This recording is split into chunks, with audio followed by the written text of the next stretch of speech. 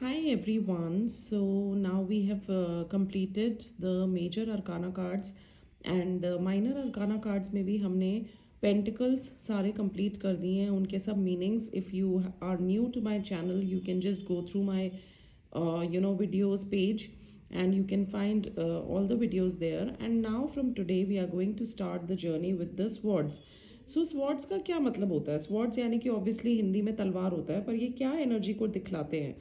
सो swords symbolize करते हैं intellect, truth, justice, communication, conflict, rational mind, ये सब चीज़ें, ये जो दिन भर हम सोचते रहते हैं, एयर एलिमेंट को भी दर्शाता है ये। और जो हम दिन भर सोचते रहते हैं, हमारे सोच विचार, हमारे दिमाग में क्या चल रहा है, जो हमारा इंटेलेक्ट है, हम कैसे सोचते हैं, हमारी बुद्धिमानी क्या है, ये सारे जो सोचने वाले जितने भी चीज़ें हैं, ये सारी स्वॉर्ड से कनेक्टेड होता है। जैसे पेंटिकल अर्थ एनर्जी था, अर्थ एलिमेंट से कनेक्टेड था, और वो उसमें हम पैसे की एनर्जी थी वो, कि आप कैसे रहते हो, क्या आपका वेल्थ है, क्या आपका अपॉर्चुनिटीज़ है, क्या आपका करियर है, जॉब है, क्या क्या आपकी चीज़ें हैं, वो उस पर वो उससे कनेक्टेड था। अब ये हम स्वॉर्ड जब हम बात करते हैं तो स्वॉर्ड्स के हम बात करते हैं इनके इंटेलेक्ट, कम्युनिकेशन, जो हम बोलते हैं, जो हम सोचते हैं, एयर एलिमेंट के बारे में दर्शाता है, ये हमारे माइंड को दर्शाता है। तो यहाँ पे हम देख सकते हैं कि यहाँ पे एक पिक्चर बनी हुई है एक स्वॉर्ड की।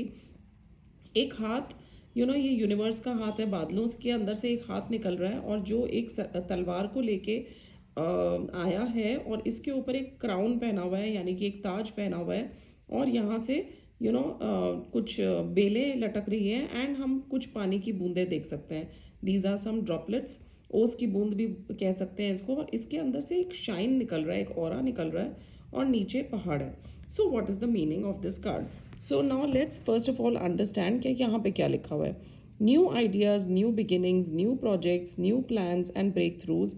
It also indicates intellectual ability, and mental clarity also indicates good news in relation to legal matters or contracts. तो ये यहाँ पे लिखा हुआ है कि ये एयर एलिमेंट है। ये भी येस कार्ड है क्योंकि ये फर्स्ट कार्ड है। जितने भी एसेस होते हैं ना, एस यानी कि नंबर 1, एंड ये हमारे बिगिनर्स कार्ड होते हैं सबसे।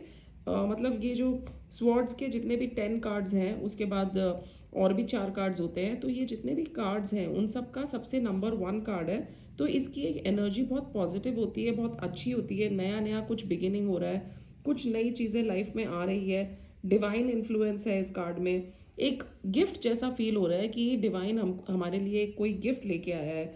और ये जो स्वॉर्ड है, ये जब डिवाइन हमको ला के देता है, तो मतलब हमको एक हमेशा दो पहलू लेके चलना है। हमको यूनिवर्स ये गाइडेंस दे रहा है कि हमको हर स्थिति में एक डुअलिटी होती है, हर स्थिति में दो पहलू होते हैं, जैसे रीजनिंग और इंट्यूशन, जैसे लॉजिकल रीजनिंग, और एक होता है इंट्यूटिव साइड। तो हमको हमेशा दोनों पहलू देख के चलना है। कोई भी डिसीजन बनाने से पहले हमको दोनों पहलुओं को अच्छे से देखना है।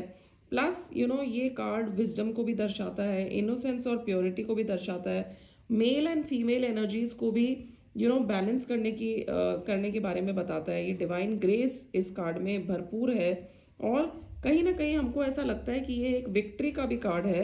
और माउंटेन्स का मतलब क्या होता है कि माउंटेन्स मतलब दो मीनिंग्स होते हैं माउंटेन्स के भी। स्टेबिलिटी भी होता है इसका मीनिंग, और चैलेंजेस भी होता है कि मतलब चैलेंजेस को गो थ्रू करके अब लाइफ में जो है वो एक स्टेबिलिटी आ गई है। So the S of swords, इसमें हम देख सकते हैं कि हाथ जो क्लाउड के अंदर से निकला है, ये एक 2 पॉइंटेड स्वॉर्ड है। यहाँ पे हम देख सकते हैं कि 2 पॉइंटेड, यानी कि एक पॉइंट इधर एक इधर। सो 2 पॉइंट्स, तभी एक बीच में लाइन बनी हुई है स्वॉर्ड के बीच में। This is a 2 pointed sword. इसके ऊपर एक मुकुट है, एक क्राउन है, एक ताज है, and this comes with a opportunity of clarity. ये एक एयर एलिमेंट को दर्शाता है, और दो ब्रांचेस जो इसके ऊपर से लटक रही है वो सिक्योरिटी को दर्शाती है। जो ये 6 ड्रॉप्स है, यहाँ पे जो ये 6 ड्रॉप्स हैं, ये जो होती हैं, ये Hebrew creation of the mosaic creation है। ये हमारे मतलब बेसिकली ग्रेस को दर्शा रही है। ये जो ड्यू ड्रॉप्स है, या आप इसको कोई भी ड्रॉप्स मान लो, तो ये जो ग्रेस है, भगवान की जो ग्रेस है, डिवाइन एस्पेक्ट है, उसको दर्शाता है। एस यानी कि नंबर 1, मतलब कुछ नई बिगिनिंग, मतलब लाइफ में कुछ नया आ रहा है। And this is all about seeking the truth. Justice का भी कार्ड हो सकता है ये, नए आइडियाज़ का कार्ड है, cutting through obstacles, removing any kind of obstacle. तो जब ये कार्ड रिवर्स हो जाता है तो इसका क्या मीनिंग होता है? Lack of ideas, misinformation, confusion and failure. It can also indicate intellectual inability, lack of mental clarity, memory loss, etc. It represents making wrong decisions, injustice, and a lack of assertiveness. So, जब ये अगर reverse आ रहा है card तो मतलब अगर आप अभी आपके लाइफ में न्यू बिगिनिंग कोई भी काम में कोई भी थॉट्स कोई आइडियाज आने में देरी है और कुछ ना कुछ मिस अलाइनमेंट है, अभी गॉड का अभी ग्रेस आपके पास आया नहीं है एंड कुछ ना कुछ ब्लॉकेज है लाइफ में, तो अभी थोड़ा इंतज़ार करने की ज़रूरत है। So we have to understand one thing very important, that ये कौन से एलिमेंट को दर्शाता है? एयर एलिमेंट को दर्शाता है। ये कम्युनिकेशन से भी कनेक्टेड होते हैं एयर एलिमेंट के जितने भी कार्ड्स है।